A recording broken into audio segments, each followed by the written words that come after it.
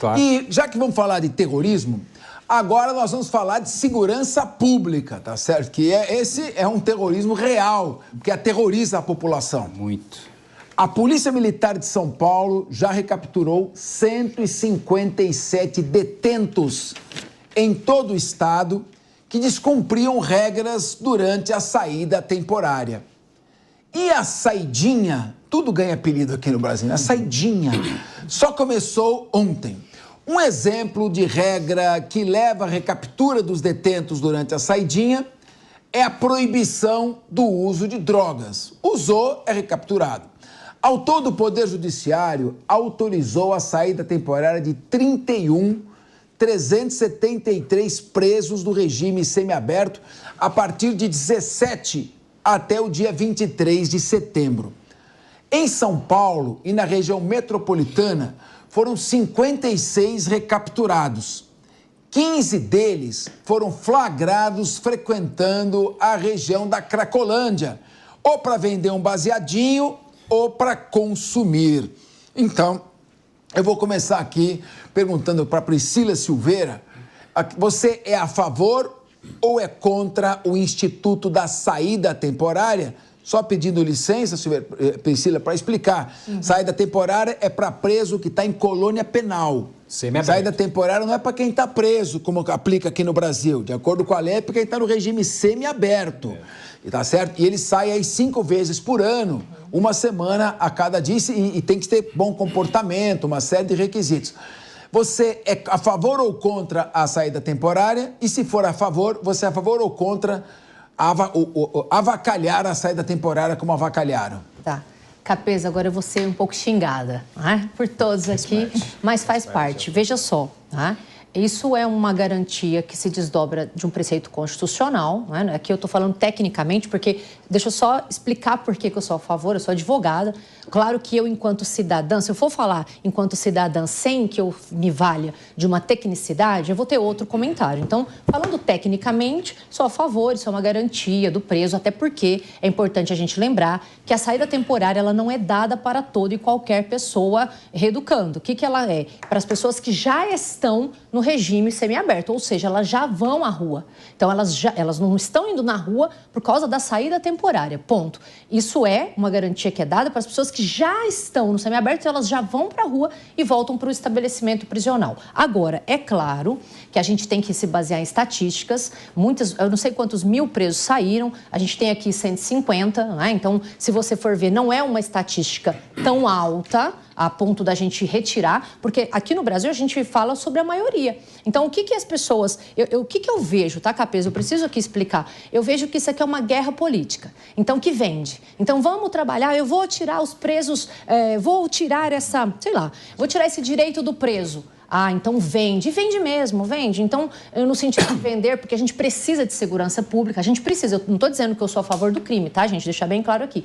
A gente precisa de outras situações envolvendo a questão de prisão e de preso e de violência e de crimes. Agora, o que eu preciso aqui também falar é que eles falaram assim, mas por que esses presos estão saindo? Só para falar para a nossa audiência que o nosso Poder Judiciário ainda, talvez isso vá ao plenário, enfim, constatou que é uma norma penal. Então, é norma penal, ela foi revogada aqui em 2024, então estes presos que estão saindo, eles não vão, não estende para eles, não retroage a objeção trazida pela norma, porque se a pessoa cometeu o crime hoje, a partir de então, ela não vai ter mais essa saída temporária, que como todos sabem aí, foi retirado do nosso ordenamento lá no artigo 122 da Lei de Execução Penal. Eu vou me permitir...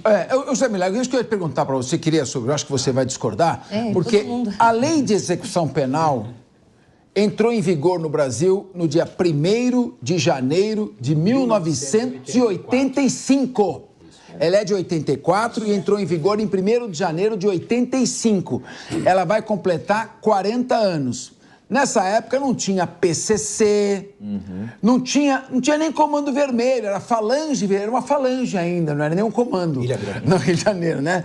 Você tinha ali uma coisa ou outra pequena. E aí o que aconteceu? 40 anos depois, é pro preso que está na colônia penal, mas não tem colônia penal, ninguém construiu colônia penal. Então eu pergunto para você, a saída temporária, hoje, ela não desmoronou junto com a lei de execução penal, ou você acha que ela continua ainda válida diante dos presídios que se transformaram em verdadeiras fábricas de criminosos? Muito bom. É importante trazer a memória de todos. Já vou discordar da minha amiga Priscila, mas faz sentido. Eu não entendo que esse percentual de quem não volta e comete crime é um percentual irrisório, mínimo. Nós temos dados. Uma lei de 1984, ela não faz frente à criminalidade que nós temos hoje, uma criminalidade diferenciada, organizada, que se articula dentro, imagina fora. E é importante destacar a todos que a Lei 14.843 de 2024, iniciativa do Derrite, né, o nosso secretário, aboliu as saidinhas, o jargão popular, as saidinhas como queiram, né? Ou seja, é importante destacar que o presidente, ele vetou, ele queria manter a saidinha, o presidente Lula, e lá no Congresso, por 314 votos a 126, derrubaram o veto. Portanto, a única questão que se impera agora é o judiciário decidir se esses presos, eles são alcançados pela lei de 2024 ou não. A lei penal não retroagiria, então, nesse contexto, somente a partir de então, gradualmente, é que nós vamos ter os efeitos desse banimento ou dessa proibição das saidinhas. Deixa eu só falar uma coisa. Por favor.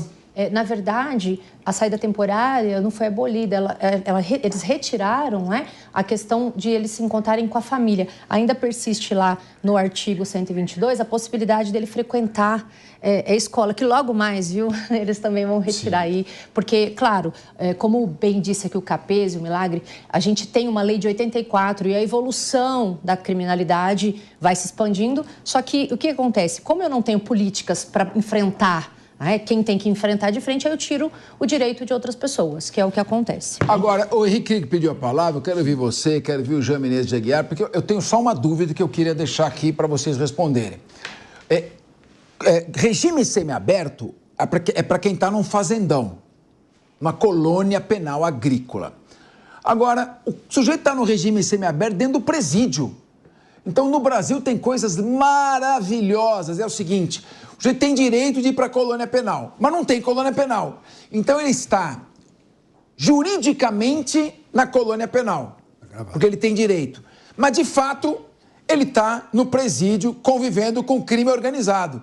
Eu queria muito que vocês me explicassem o que é esse negócio. O sujeito está na colônia penal, mas dentro de uma cela atrás das grades, convivendo com o PCC. Começando aqui, eu quero ouvir o Henrique Kriegner.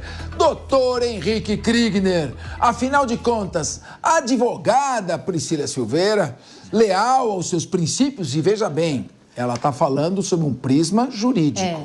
Jurídico. Mas nós entrevistamos aqui, no Direto ao Ponto, o Procurador-Geral de Justiça, Dr. Paulo Sérgio Oliveira Costa, é o chefe do Ministério Público do Estado de São Paulo. Ele disse uma frase interessante. A gente tem que começar também a ouvir a população, que é quem sofre com a criminalidade. Passados quase 40 anos da Lei de Execução Penal, há uma sensação de que as pessoas não querem mais este benefício. Então, o Congresso Nacional não teria o direito de revogá-lo? Ou será que tudo que contraria uma determinada opinião é considerado inconstitucional? Hoje em dia está complicado até de propor a discussão, né, Capês? Acho que uma coisa importante da gente olhar é, para além da questão jurídica, que é muito importante, é trazer para a parte econômica também, né? Quando a gente vê, por exemplo, que 157 detentos já foram reconduzidos de volta aí porque burlaram, ou seja, passaram do limite das condições que foram colocadas, eu fico pensando, são mais de 300 policiais ali que perderam tempo, que poderiam estar protegendo a população, poderiam estar fazendo alguma outra coisa. Aqui já quero fazer um parênteses aí, parabenizando a Polícia Militar por ter investigado e por ter encontrado essas usurpações do direito que foi concedido a esses presidiários. Agora, não dá para a gente continuar aplicando os recursos que são escassos e que são limitados para pessoas que já têm uma pena definida. Eu não quero aqui dizer que a pessoa que tem uma pena definida, foi presa, ela tem menos direitos ou ela é menos cidadão, menos humano, não. Mas se a pessoa está presa por um determinado período de tempo que a Constituição, que o Código Penal estabeleceu, ela precisa permanecer presa por aquele período de tempo para não gerar mais custo de agora a gente ter que ter forças policiais investigando, analisando, vendo se as condições estão sendo tratadas. Às vezes, Capês, eu tenho a impressão de que as nossas leis e sistemas foram elaborados por pessoas que eram da Suíça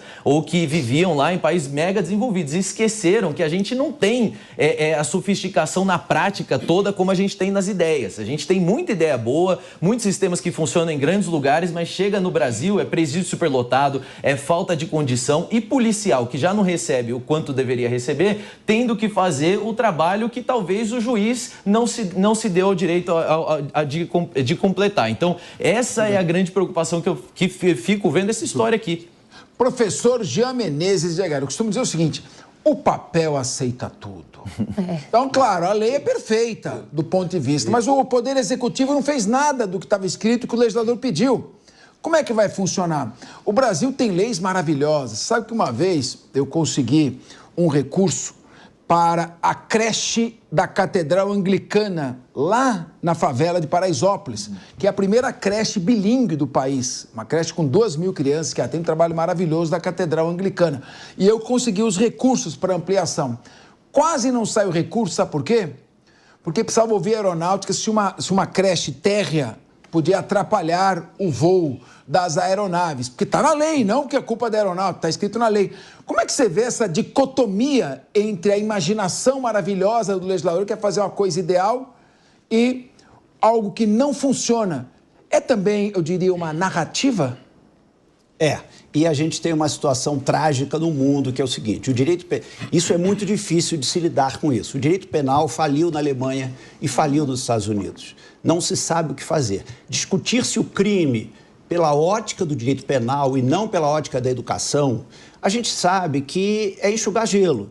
Então, há 30 anos não havia PCC. Hoje, o grande fator das eleições é o PCC. Só se fala em PCC. Então, quer dizer, o que acontece? A saidinha cumpre um papel. Olhar o copo vazio pelos 157 presos é uma ótica que gera espuma na imprensa.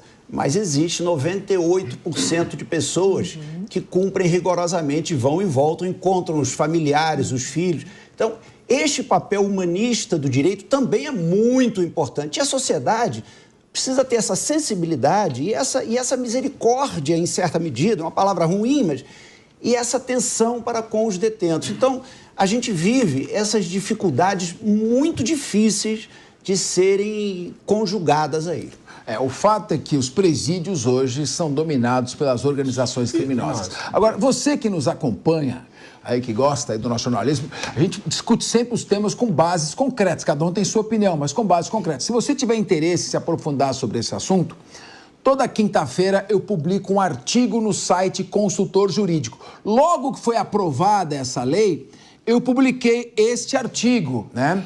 Que é aquilo que a Priscila Silveira havia falado. A revogação dessa temporada tem caráter penal e, portanto, não pode retroagir para prejudicar o agente.